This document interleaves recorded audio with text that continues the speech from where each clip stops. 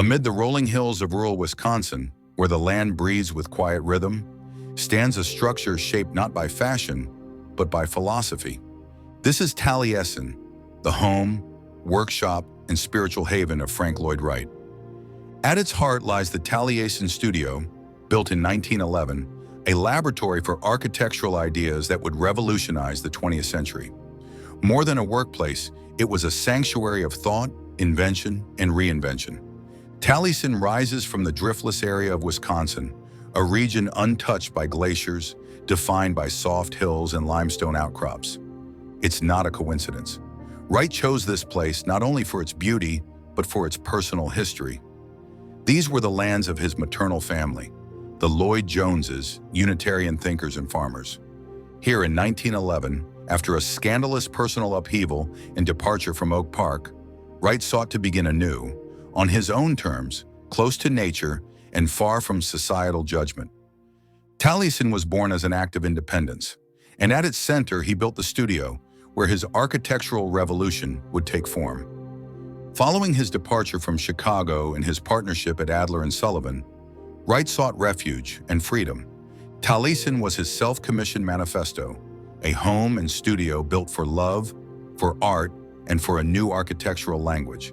Wright didn't just draw here, he lived his philosophy, designing every beam and terrace to grow from the hillside to blur the line between shelter and landscape. The Taliesin Studio was not static. It evolved as Wright did. Burned and rebuilt twice, it reflects his belief in architecture as a living organism. Key principles guided his thinking. Organic architecture. The studio nestles into the hill, not upon it. Stone walls mirror local geology. Low eaves mimic the horizon. Wright's ideal, of the hill, not on it.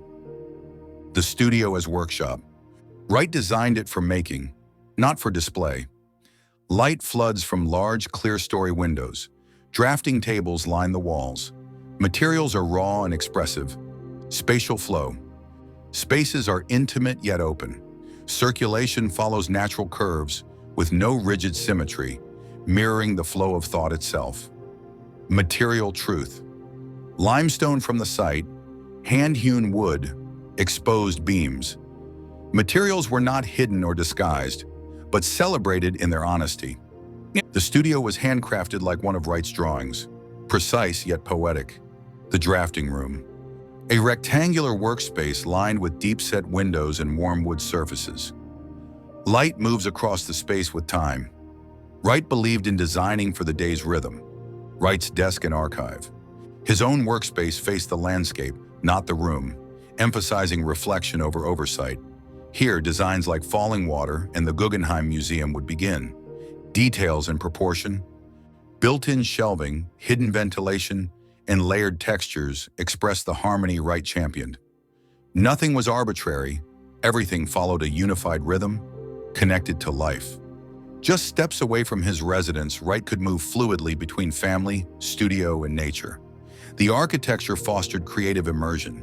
The Taliesin Studio is not just where Wright worked, it's where he dreamed, rebuilt, and redefined architecture. It birthed some of the most radical projects in American history. It served as the headquarters of the Taliesin Fellowship, where students learned by living and making. And it remains today a monument to the architectural mind in motion, anchored in landscape, driven by vision, and sustained by craft. More than a building, it is a living philosophy in stone and sunlight. The Taliesin Studio reminds us that architecture is not just a profession, it's a way of life, shaped by where we are, how we feel, and what we believe. If this journey into Frank Lloyd Wright's creative sanctuary inspired you, subscribe to Space, Shape, and Scale for more cinematic stories of architecture that transform the world.